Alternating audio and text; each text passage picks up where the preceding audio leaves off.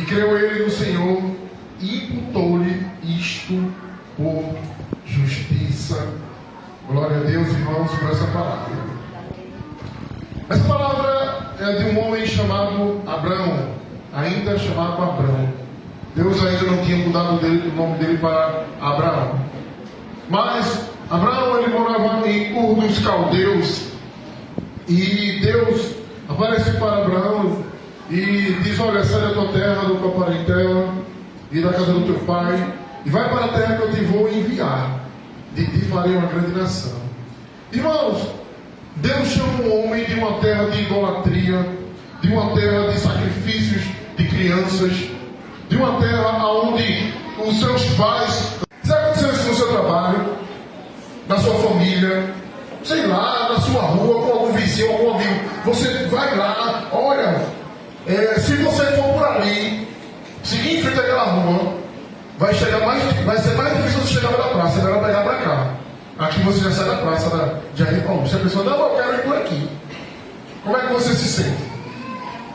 Você diz, rapaz, esse caminho é mais difícil, é mais complicado, é mais longe. Como é que você se sente? Quando você vai lá, pega uma coisa pro seu filho. Quando você pega seu filho e não faça isso não, rapaz. Eu já vivi isso, você vai quebrar sua cara. Eu quero. Você tá bom, vai lá. Como você se sente? E aí, irmãos? O problema não é você enxergar. O problema não é você captar aquilo que seus olhos veem. O problema, irmãos, que muita gente enxerga tudo à sua frente, mas não tem visão daquilo que Deus tem para a sua vida. Porque, irmãos, a questão de enxergar é o seguinte: é um simples ato de você conseguir visualizar o que está à sua frente. Todos aqui, irmãos, têm visão. Eu, para enxergar, eu preciso de uma ajuda, porque senão eu não consigo ler. Eu tenho estigmatismo. Em um dos olhos eu tenho 3.0, no outro 2.6 estigmatismo. Eu não consigo enxergar sem óculos. Eu não vou conseguir ler. Eu consigo ver as pessoas claramente, mas eu não consigo fazer leitura. E chegou um certo dia, nos meus 40 e poucos anos, que eu acordei e fui pegar o celular para ver alguma coisa ele conhecer, ele já não conseguia mais enxergar de perto. E eu tomei um susto, estou ficando cego. E quando eu fui ao médico, o médico disse: não, meu filho, você já vem vindo aos 40. Isso é normal. Você agora vai ter que chegar para perto e para longe. Mas, irmãos, a questão, irmãos, de muitas pessoas hoje que estão em crise de onde vai, do que faz, do que deseja para a sua vida, é porque elas só enxergam. É porque elas foram treinadas para enxergar, para ver o que está diante dela. Elas foram treinadas para, irmãos, as situações naturais serem resolvidas de uma forma natural, com decisões naturais. Dificilmente você vê uma pessoa, irmãos, no dia a dia, com visão. É muito difícil você conversar com uma pessoa de visão, porque as pessoas de visão desatam a nossa vida. Sabe, eu não sei se você já teve a experiência de sentar com alguém que tinha visão e você conversar 10 minutos e 10 minutos mudarem a sua vida. Mudarem a sua concepção como pessoa, como ser humano, como uma pessoa que conhece a Deus, como pai, como mãe. Quem enxerga, irmãos, vai falar o que você quer ouvir, mas quem tem visão vai mudar a sua vida. E o que está faltando nessa geração é pessoas de visão, pessoas que não enxergam apenas uma situação, mas enxergam por trás da situação. Ela vê o contexto e o contexto das coisas. Ela não vai pender pela amizade, mas ela vai pender por o que a palavra do Senhor diz. Ela vai pender para o certo. E a maior crise existencial é que as pessoas só conseguem enxergar o óbvio, irmãos. Não conseguem ter visão daquilo, ou da situação, ou de Deus para a sua vida, irmãos. Quando um homem começa a ter visão, irmãos, ele não anda, ele voa. Quando um homem tem visão, irmãos, ele deixa de ser ouvinte para ser conselheiro. Quando um homem tem visão, irmãos, ele deixa de ser mau exemplo e começa a ser exemplo para as pessoas. O que falta nos dias de hoje são pessoas com visão. Agora, irmãos, o que isso tem a ver com o texto? Uma boa pergunta, né? Irmãos, a promessa de Deus só se cumpre na nossa vida quando decidimos andar por visão. Não adianta você chegar na igreja, receber uma palavra, receber uma profecia, receber o que for da parte de Deus, se a sua visão não for mudada. Não adianta você ganhar 10 mil, 20 mil por mês, se a sua visão não for transformada nas coisas. Você vai continuar sendo a mesma pessoa. E um homem chamado Abraão recebe uma promessa aos 75 anos de idade. E entre a promessa e o cumprimento dessa promessa, passaram-se 25 anos. Deus tratando a visão do Senhor Abraão. Porque, irmãos, tem um louvor que diz assim: quem tem promessa de Deus não morre, morre sim. Pode acabar com essa história que quem tem promessa vai morrer, porque uma geração morreu olhando para a terra prometida e não pisou nela, porque a sua visão não foi transformada. É necessário, irmãos, para vivermos os sonhos de Deus sobre nossa casa, ter visão. E Deus chama o jovem Abraão aos 75 anos e diz: jovem Abraão, eu vou te dar visão. Eu vou te dar visão. Eu vou fazer com que você tenha visão do meu reino, para que a minha promessa se cumpra na sua vida. Irmãos, e eu quero lhe dizer algo hoje. Deus vai te dar visão para a promessa se cumprir na sua vida. Eu não sei qual é a promessa que você tem. Eu não sei, irmãos, o intuito de Deus mandar um homem de 75 anos olhar para os céus.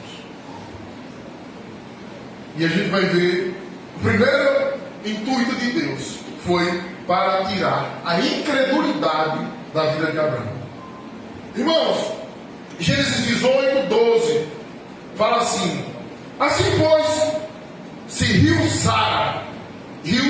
Sara consigo, dizendo: terei eu ainda deleite, pois, depois de ter envelhecido, sendo também o meu Senhor já velho. Olha para o ponto. Veja o que Sara disse: será que é possível eu ainda, aos uma idade avançada assim, tendo as regras menstrual, e o meu Senhor, veja, Abraão já está com o carburador falhando, aos 75 anos, terei eu condições de gerar a promessa? Ponto. E disse o Senhor a Abraão: por que riu Sara, dizendo: na verdade, darei eu a luz, havendo já envelhecido? 14. Haveria alguma coisa difícil ao Senhor? Olha o que o Senhor fez para Abraão e para Sara. Você acha que há algo difícil para mim, Abraão e Sara? Continua o texto. Ao tempo determinado, tornarei a ti, por este tempo da vida, e Sara terá um filho. Irmãos, depois que recebemos a promessa, o que mais a gente quer é estar de posse dela. Qual é o maior sonho que Sara tinha? Era de segurar o seu filho, era de fazer com que aquela promessa se tornasse real em suas mãos. Só que entre a promessa e você, irmãos, há algo chamado visão. E, irmão, Sara não se via grávida. Sara não se enxergava grávida. Sara não cria na promessa ao ponto de rir, irmãos. E tem muita gente que chegou aqui, irmão, o tempo está passando e olha, talvez você até ria por dentro e dizer: fulano mudar? Só um milagre. Isso acontecer? Já faz tanto tempo. E Deus diz: ei, olhe para mim, olhe para o céu. Vem aqui fora, olhe para o céu. Você, por que, Senhor? Quantas estrelas? Quantas estrelas? Você, por que, Senhor? Porque se eu sou capaz de fazer isso tudo, imagina o que eu te prometo. Imagina o que eu te prometo, Abraão, José, Maria, Felipe. Imagina o que eu tenho pronto para você. Irmãos, quando Deus chega para Abraão e para Sara e chama Abraão para olhar para os céus, ele disse: Abraão, olhe para os céus, porque só quem olha para o céu tem visão de milagre. Só quem olha para os céus consegue entender que o nosso Deus não falha. Irmãos, quem olha para os céus, irmãos, entende que vivemos das possibilidades de Deus e não da do homem. Não interessa o tempo, não interessa se você tem dinheiro ou não, não interessa no que você pode ou pelo que você passou. O que interessa é quem te prometeu. O que interessa é o que ele fala para você. E se ele diz que faz, irmãos, não interessa a sua idade, não interessa quem está do seu lado ou o que a pessoa faz. Deus vai fazer uma obra na sua casa, na sua família.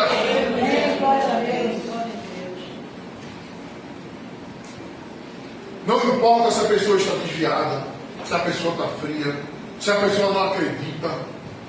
Não é por isso. É pela visão que eu tenho. E se essa visão queimar dentro de mim, irmãos, todo o meu redor aqui vai se transformar por essa visão. Eu vou me mover por essa visão.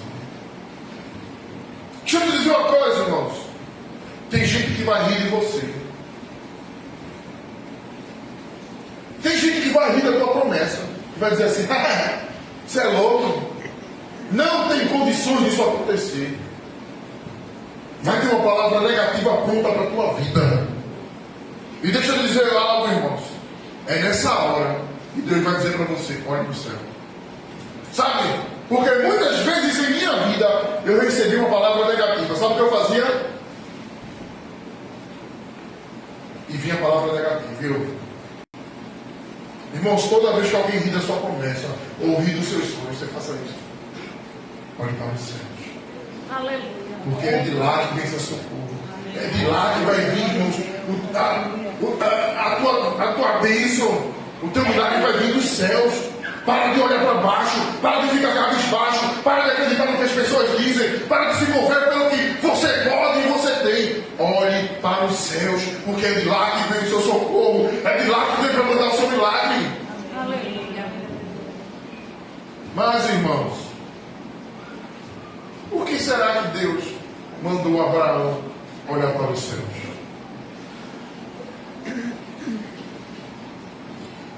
Segunda coisa, irmãos, é que Deus queria que Abraão parasse de acreditar naquilo que ele podia.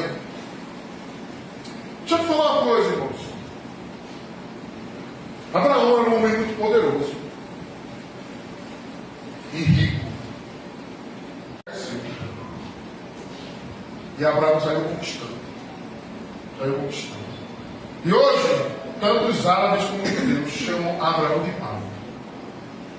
De tão poderoso que ele é. Porque ele não era, ele é poderoso. O nome de Abraão e de Davi é muito forte entre árabes e os judeus. Irmãos. Mas olha, a segunda coisa que eu queria falar é que Deus manda Abraão olhar para os céus, porque ele queria que Abraão se desprendesse do natural, irmãos. Irmãos, nós temos que parar de nos mover pelo que temos. Sabe? O teu advogado é muito mais poderoso do que o advogado da terra. O teu juiz é muito mais poderoso do que o juiz da terra. O teu médico é muito mais poderoso do que o médico da terra. Irmãos, o teu patrão do céu é mais poderoso do que o patrão da terra. Nós temos que começar a entender, irmãos, que não somos normais. Os normais se movem pelo que os homens dizem, mas os sobrenaturais, aquelas pessoas que não são normais como eu e você, nós nos movemos pelo que Deus diz. E olha, irmãos, deixa eu te falar uma coisa. Não se assuste quando te chamarem de doido. Você é louco, você estou no caminho certo. Quando começarem a você chamar você de sonhador, de louco, você diz: opa, é o sinal. Continua indo para o céu. Porque só os loucos permanecem olhando para o céu, enquanto aqui está em crise. Enquanto aqui ninguém acredita, a gente olhamos para o céu.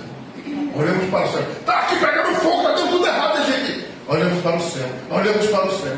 E a Deus queria, irmãos, que Abraão entendesse isso. Dissesse: Abraão, você é muito rico. Você é muito poderoso. Mas não é com seu dinheiro. Não é com suas posses. Não é com seu poder, Abraão. É com o meu poder que vai operar em você. Das tuas entranhas, Abraão, vai sair a promessa. Sabe o que é interessante, irmãos? O problema é que Abraão não entendeu isso. Veja, chegou a hora que Sara já não aguentava mais e tentou dar uma forcinha para Abraão. E pega uma das suas servas, chamada Agar, e vai lá e presenteia o velho Abraão com Agar. Diz: Abraão, eu sei que eu estou tentando e não estou conseguindo engravidar. Vou te dar de presente Agar. E dela você faz seu filho e a promessa se cumpre. E Abraão disse: opa! E pegou e recebeu o presente. E coabitou com Agar. E Agar concedeu um filho a Abraão. Irmãos, só que Deus aparece logo depois e diz assim: esse não é o filho da promessa, Abraão e Sara. Não é esse que eu te prometi. A promessa é para vocês dois. A promessa é em família. Deixa eu falar, você não entende não. A promessa é para a sua família. Aleluia. Vai vir a promessa e a sua família vai se alegrar e vai celebrar e vai usufruir do milagre que Deus vai fazer. Glória a Deus. E aí, irmãos, nasce Ismael. Por quê? Porque Deus disse: Abraão, para de olhar para o natural. E Sara e Abraão continuam olhando para o natural. O que é que acontece? Nasce Ismael. E chega ao ponto de Ismael começar a arrumar confusão dentro do arraial. Olha, isso é parte de história agora. O que acontece? Sara chega e diz assim: manda essa mulher embora com esse menino agora. Deus vai lá e se apresenta a Abraão e diz: Abraão, escute a sua mulher. Manda essa mulher embora. Olha que coisa poderosa. E aí Abraão dá um odre de água para ela e para o menino, dá pães. E chega e manda eles embora. Eles foram embora, irmãos. E no meio do caminho acabou a água. E no meio do caminho Agar se afasta de Ismael e começa a chorar. E o anjo aparece de Deus para ela, dizendo assim: por que você está chorando? E ela disse: não temos mais águas, vamos morrer. E eu não quero ver meu filho morrer. E Deus disse para ela assim: ele será como um jumento selvagem. E todos, ele será contra todos e todos virão contra ele. Mas eu não vou desamparar ele. Olha para o lado. Quando ela olhou para o lado, tinha uma fonte de água, uma palmeira. E Deus disse: essa é a minha promessa sobre Ismael. Quem é Ismael no dia de hoje? Quem sabe? Quem escutou Bom Dia com o Pai sabe, não é possível. Pelo amor de Jeová. Ismael hoje é o povo árabe. Por conta de um homem querendo andar no natural, gerou um conflito de gerações e gerações. Toda vez que Deus te faz uma promessa e você tenta dar um jeitinho, tenta dizer: peraí que eu vou ajudar Deus, peraí que eu vou fazer do meu jeito, fica na sua, irmãos. Sabe o que você tem que fazer? Em vez de ajudar Deus, olhe para o céu e fique firme à promessa. Não tente ajudar a Deus nessa promessa. Nasceu Ismael e logo depois nasce Isaac, irmãos. E até hoje a confusão está na terra por conta de território. Porque toda vez que Deus te faz uma promessa e você para de olhar para o céu e olha para a terra, a promessa é abortada. Você gera um problema ao invés de gerar uma promessa. Irmãos, Deus queria ensinar a Abraão